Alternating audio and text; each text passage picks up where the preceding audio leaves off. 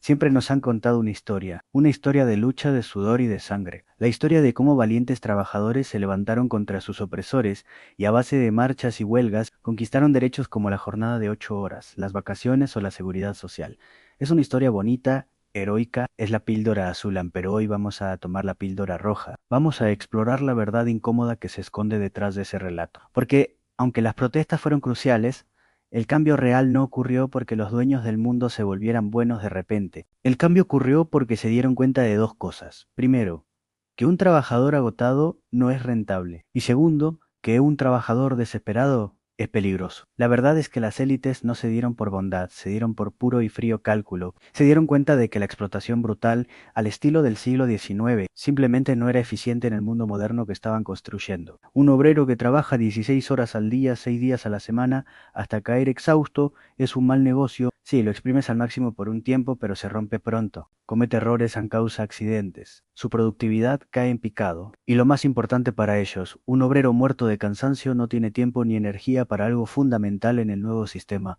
No tiene tiempo para consumir. Y aquí es donde entra en escena una de las figuras más emblemáticas de este cambio. Henry Ford, a principios del siglo XX, Henry Ford hizo algo que pareció revolucionario. En 1914, duplicó el salario de sus trabajadores a $5 al día y redujo la jornada laboral a 8 horas. La prensa y muchos lo aclamaron como un benefactor, un visionario humanista, pero Ford no era un santo, era un genio de los negocios increíblemente pragmático. Su lógica era simple y demoledora. Él estaba fabricando coches en masa, el famoso Ford Modelo T, pero ¿de qué servía fabricar miles de coches si la gente que los construía nunca podría permitirse comprar uno? Ford entendió algo que sus colegas capitalistas aún no veían. Para que el capitalismo de consumo masivo funcionara, necesitaba crear consumidores. Necesitaba que sus propios empleados tuvieran suficiente dinero en el bolsillo y, crucialmente, suficiente tiempo libre para desear y comprar los productos que fabricaban. Un trabajador que gana una miseria y pasa toda su vida dentro de la fábrica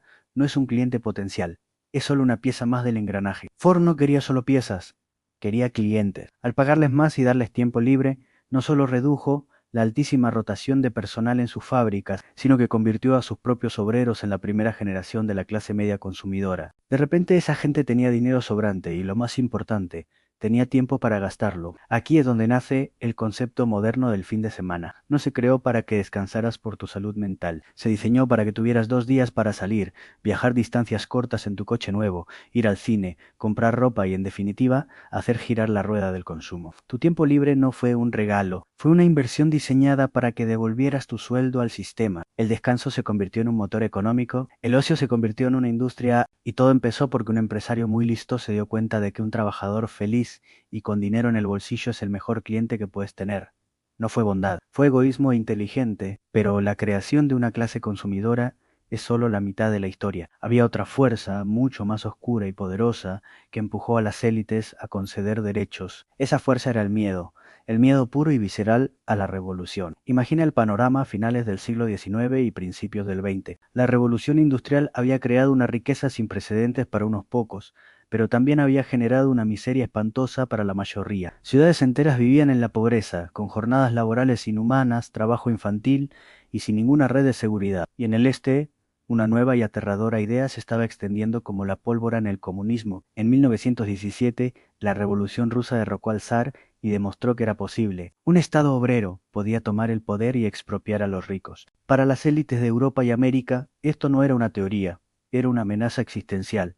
Tenían pánico, pánico de que sus propios trabajadores, hambrientos y desesperados, siguieran el mismo camino. Tenían pesadillas con guillotinas y pelotones de fusilamiento. Se dieron cuenta de que si seguían apretando la soga, el cuello que se rompería podría ser el suyo. Y en este clima de pánico surgió una nueva estrategia de supervivencia para el capitalismo. Una estrategia liderada por una de las figuras más insospechadas, el canciller alemán Otto von Bismarck. Bismarck era un aristócrata conservador, un hombre de derechas que odiaba el socialismo con toda su alma, pero también era un político increíblemente astuto y se dio cuenta de que para vencer al socialismo no podía simplemente reprimirlo con la policía, tenía que robarle su atractivo, así que en la década de 1880 Bismarck hizo algo que dejó a todos boquiabiertos, creó el primer estado del bienestar del mundo, introdujo seguros de enfermedad, de accidentes y pensiones de jubilación para los trabajadores.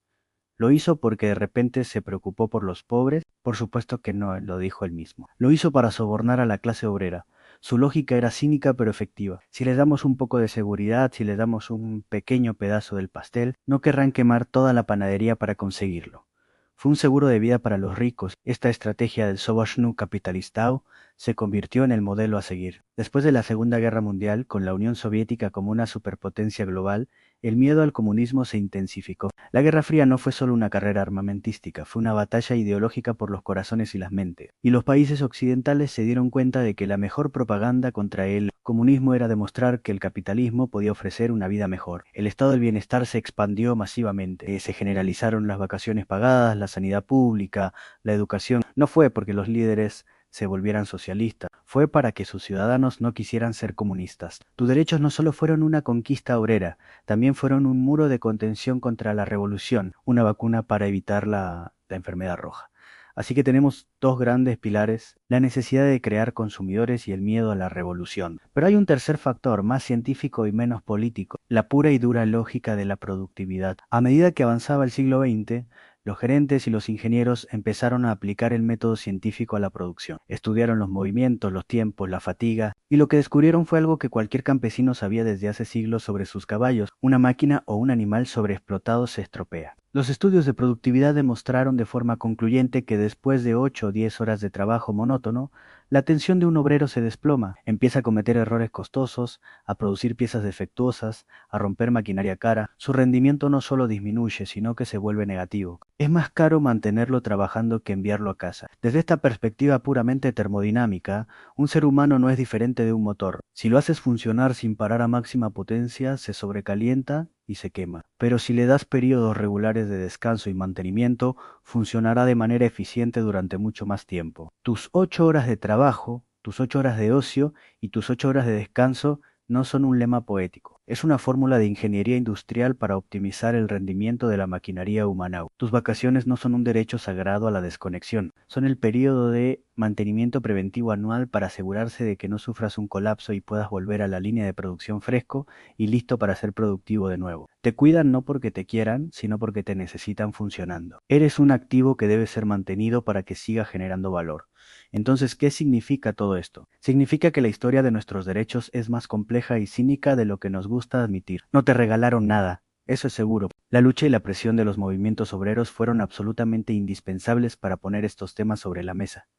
Pero la victoria no se logró solo gritando en las calles. La victoria se consolidó cuando, por una afortunada coincidencia histórica, el bienestar de los trabajadores se alineó perfectamente con los intereses del propio sistema. Tu derecho al descanso coincidió con su necesidad de que consumieras. Tu derecho a la salud coincidió con su miedo a que te rebelaras. Tu derecho a una jornada limitada coincidió con su necesidad de que fueras productivo. No fue un acto de amor, fue una convergencia de intereses. Pero esa convergencia, esa alineación de planetas que nos dio el estado del bienestar, podría estar llegando a su fin. Y esto nos lleva a una pregunta final, una pregunta inquietante sobre nuestro futuro. Durante un siglo, tu valor para el sistema se basaba en dos cosas. Eras un productor y eras un consumidor. Pero, ¿qué pasa ahora? ¿Qué pasa en un mundo donde la inteligencia artificial y la automatización pueden producir de forma más barata y eficiente que cualquier humano, sin necesidad de descansos, sueldos, vacaciones o pensiones? ¿Qué pasa cuando ya no te necesiten como productor? ¿Y qué pasará con tus derechos cuando el sistema encuentre formas de funcionar sin necesitarte como consumidor masivo? Si tus derechos existen porque por suerte tu bienestar coincidió con la rentabilidad de ellos, ¿qué pasará cuando ya no seas rentable? Piénsalo, gracias por acompañarme en esta reflexión. Si te ha parecido interesante, suscríbete para no perderte los próximos videos.